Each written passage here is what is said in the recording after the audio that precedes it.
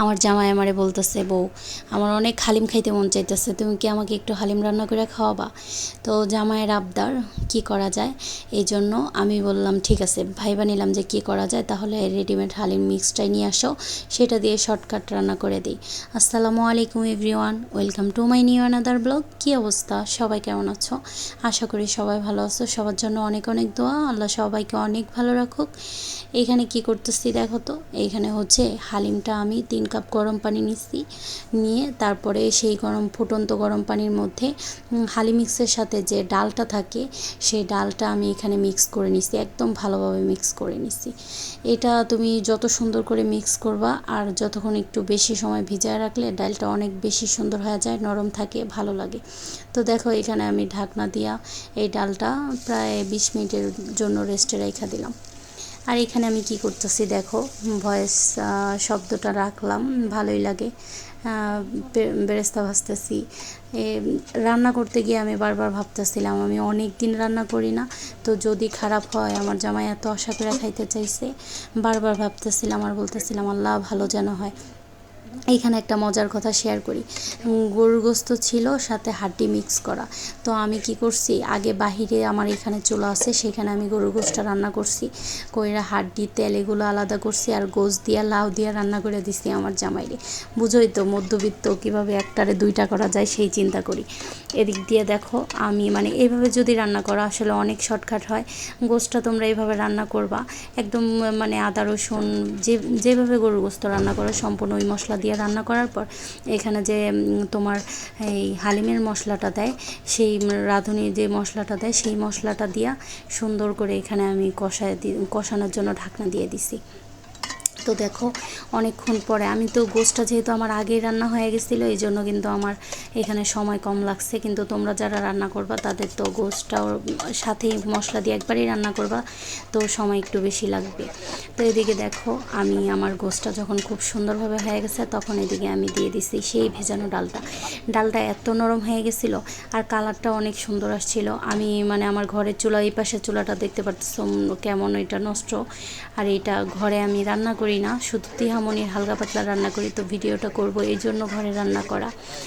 আর দেখো এদিকে আমি অনেকক্ষণ ওই ডালটা দিয়ে নাড়াচাড়া দিয়ে কষায় তারপর পানি দিয়ে দিছি। আর এখানে ক্যামেরাম্যান কে ছিল বলো তো? ক্যামেরাম্যান ছিল তোমাদের ভাইয়া। সে ভিডিও করতেছিল আর বলতেছিল কখন খাবো। তা আমি বলতেছি ওয়েট করো হয়ে যাইব। এরকম হাজব্যান্ডের আবদার পূরণ করতে অনেক ভালোই লাগে। আর আমরা যারা মধ্যবিত্ত তারা হয়তো সব সময় সব আবদার বর্তমানে পূরণ করতে পারি না, ইনশাল্লাহ একদিন সব হবে, সেদিন সমস্ত স্বপ্নগুলো পূরণ করব আর একটু একটু করে তোমাদের সাথে শেয়ার করব। এইভাবেই তোমরা কিন্তু আমার পাশে থাকো। আর এদিকে দেখতেছো আমার কিন্তু হালিম প্রায় রান্না হয়েই গেল। আর এইভাবে হালিম রান্না করাটা কিন্তু অনেক বেশি সহজ, আমার কাছে এত সহজ লাগছে। আর বিশেষ করে হালিমটা যে এত মজা হইব সেটা আমি বুঝতেই পারি নাই। আমার হাজব্যান্ড বলতেছিল, বউ চলো তোমার একটা দোকান দিয়ে দিই। আমি হাসতেছি, বলে যে বিশ্বাস করো দোকানের হালিম তো এত মজা হয় না, বা এমন ঘ্রাণ এমন সুন্দর হয় না। এখানে দেখো আমার হালিম প্রায় হয়ে গেছে, আমি এদিক দিয়ে রুমে নিয়ে এসে পড়ছি। তো আসার পরে এই যে দেখো আমার হালিমের ফাইনাল লুক কেমন হয়েছে অবশ্যই কমেন্টে বলে যাইবা। আর তোমাদের ভাইয়া ভিডিও করতেছে আর কইতাছিস তুমি আগে বাড়ো তো, আমি আগে খাই। তারপরে এদিক দিয়ে আমি হালিম রেডি করার জন্য কিন্তু শসা, তারপরে তোমার লেবু পিস করে নিছিলাম, পেঁয়াজ কুচি, ধনিয়া পাতা কুচি, আর হচ্ছে কাঁচামরিচ কুচি, 3টা কুচি করে নিছিলাম। তো আমি বাটিতে, এদিক দিয়ে আবার তারা পেট ভরে ভাত খায় নিছিল, আমার মা ছিল ওই দিন। তো পেট ভরে ভাত খাওয়ার পরে এগুলা খাওয়া পরের দিন ছিল, পরে অনেক মজা করে খাইছে কিন্তু ওই দিন। তারপরও আমার হাজব্যান্ড বারবার বলতেছিল যে বউ বিশ্বাস করে এত মজা হয়েছে। তো এদিকে আবার লেবুর রস দিয়ে মিশিয়ে খাইতে অনেক ভালো লাগছে। সব মিলে কি বলবো, আমার হাজব্যান্ডের খুশিটাই অনেক বেশি আমাকে খুশি করছে। এমন একটু একটু করে তোমার সমস্ত স্বপ্নগুলো পূরণ করতে চাই, তোমার খুশির কারণ হয়ে বেঁচে থাকতে চাই।